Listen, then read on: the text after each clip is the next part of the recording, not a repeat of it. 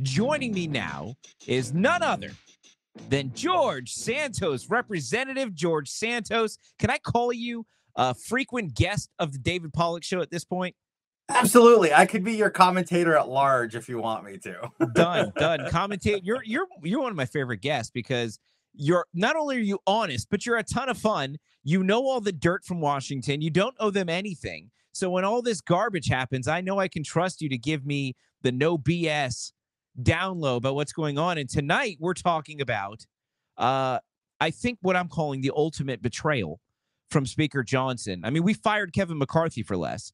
And now here we are, an omnibus bill, nonetheless, with Democrats, some Republicans, and we'll talk about them too.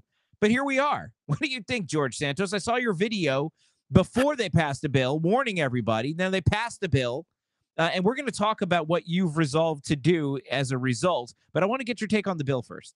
Well, look, I'm going to start off with this. This topic is so loaded. I don't usually do this, but I'm actually going to have a beer as we do this. So to all you people who like beer, whatever it is that you got to do, I'm drinking an actual beer right now because excuse me. It's been a long day. So wait a minute. What kind of beer was that? That wasn't. This is not baby piss Bud Light. This is Conservative Dad's Ultra Right beer. It's actually nice. So in case before we get into this, it's the same beer from this very controversial calendar. I remember the calendar. Yes. Anyway, I have to try that beer. You know, I've seen a lot of people drinking it. They say it's very good. And if I'm strong. going to drink beer, it needs to be right beer, not woke beer. So I kind of like it. This will not make you grow boobies, guys.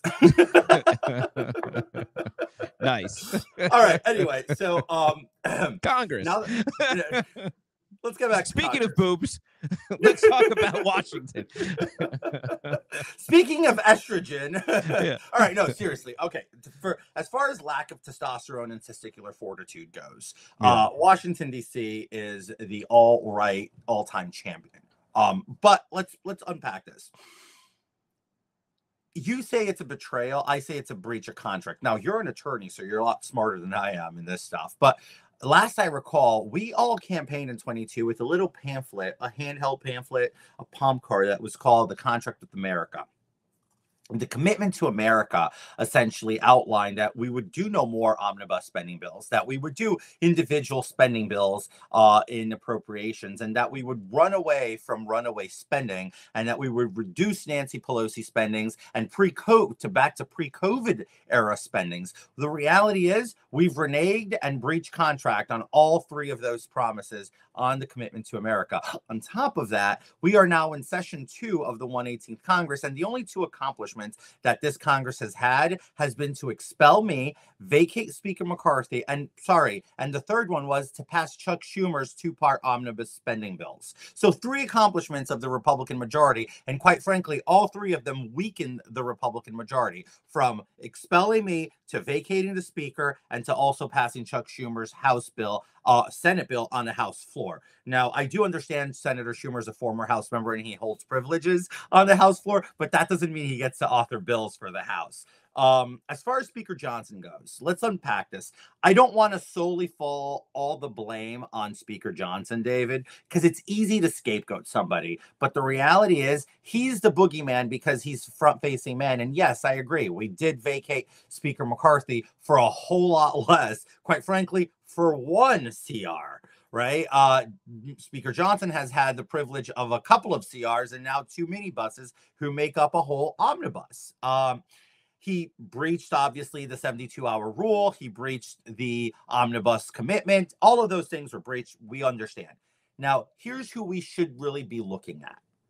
We should be looking at the cardinals of appropriations. These are people that really don't want you to know who they are. They don't want the base to know what power they have. And a lot of people struggle to understand the amount of power these people have. And they say they can't be more powerful than we the people. Well, let me make this very clear, David. They just prove that they are far more powerful than we the people. We are millions against them, and they're a dozen people. We're talking about people like Congresswoman Kay Granger, who's the chairwoman of the Appropriations Committee. She's the most powerful appropriator in Washington, D.C. followed by her ranking member, Congresswoman Rosa DeLauro from Connecticut. These are two very large powerhouse appropriators in DC. They're the ones in bed with the lobbyists. They're the ones taking all the steak dinners and fancy trips with lobbying groups to pass forward their, how can I say, priorities instead of the American people's priorities. But then there's cardinals of appropriations, like members Congressman Mario Diaz-Balart and Carlo Jimenez, who are both from the great state of Florida. So Floridians, wake up if you're listening to this. These are two members who are posers as Trump supporters, as MAGA, America First conservatives in our party, who are actually your party, because they are absolutely betraying you. These are the people with that power who just betrayed you with $1.25 trillion down the throat of the American people, tacking that to a already runaway debt bill of $34 trillion. Now you can call it 35, 36 trillion within the next couple of months. So that's kind of unpacking this omnibus bill. Well, George, and the thing is, you talk about the power, that they have versus the people have. It's really the power that the GOP establishment has, because you talk about Diaz-Balart, a family of representatives, right? I mean, these are political bloodlines. Same thing with the Bushes, and you have all these political lineages and bloodlines. you need a couple of those, but you have all these bloodlines and lineages that seem to get priority over what the people actually want, and they put their money, they put their power. The lobbies put their money and their power. The power is with the purse, obviously. And I think if we're going to fix any of this, we're going to have to start finding money that can go toe-to-toe with the money of the GOP establishment, or replace the GOP establishment. I think it's much more likely we find money to go toe-to-toe with them versus replacing them, considering how the GOP establishment has their friends on the left. They're making up the uni party, the Washingtonians, I'm calling them. And I don't know if they can be defeated through just replacement cycles. I think you're going to have to beat them monetarily and find conservative causes that have money. I don't know. But this is my problem now, apparently, because over the weekend, you posted a tweet after this omnibus, minibus. I love how they make up all these names, by the way, just to confuse people. They think we're stupid, and so they just use a bunch of terms we don't understand. Well, minibus is to make it seem like it's less than of omnibus, but in reality, it's a two-part omnibus formed by two minibuses. You're still getting railroaded, no matter what. You're still getting ripped off, all right? It's a rip-off, Bill. Let's just call it that. But now this is my problem now, because over the weekend, you've said, you know what? I'm taking my ball and I'm going home. You can have this dumpster fire of a party. I'm running as an independent for New York 1. What? Can you talk about that? Yeah, absolutely. So here's the deal. I want to make sure that people understand. I'm very much a conservative, and the current approach of the Republican Party is not conservative enough for me. Let's make this very clear. I'm a gay man. Right. And I've been a lifelong registered Republican. And I realized that this year I can say officially, as of July 22nd, that I have been a registered Republican at least for half of my life, because I'll be 36 and I was 18 when I registered. So when you think about that, it puts a lot in perspective. For a half of my existence on this planet, I have dedicated to this party. And for a half of my life, I can say that I have been disappointed. And I get more and more disenfranchised by the day, but it's not the party.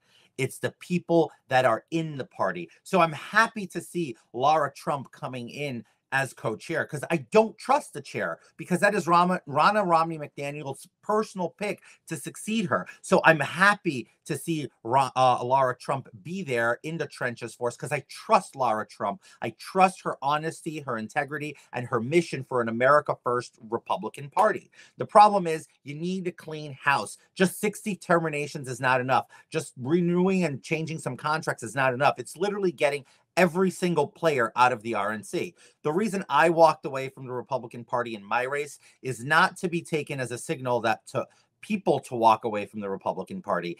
It is the only way I can still be a conservative voice, forcing myself into this race, because as a Republican, I face challenges by party bosses and also by the political Republican establishment here on Long Island in New York that would inhibit me to even access the ballot.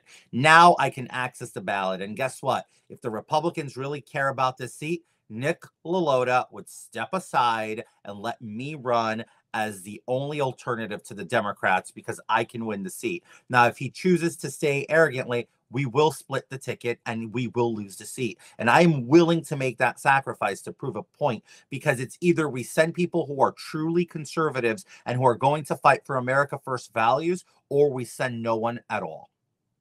Yeah, it's interesting because when I thought I was going to have you on the show before the weekend to talk about this race, the New York 1 race, and I was going to celebrate the fact that you're primarying these rhinos.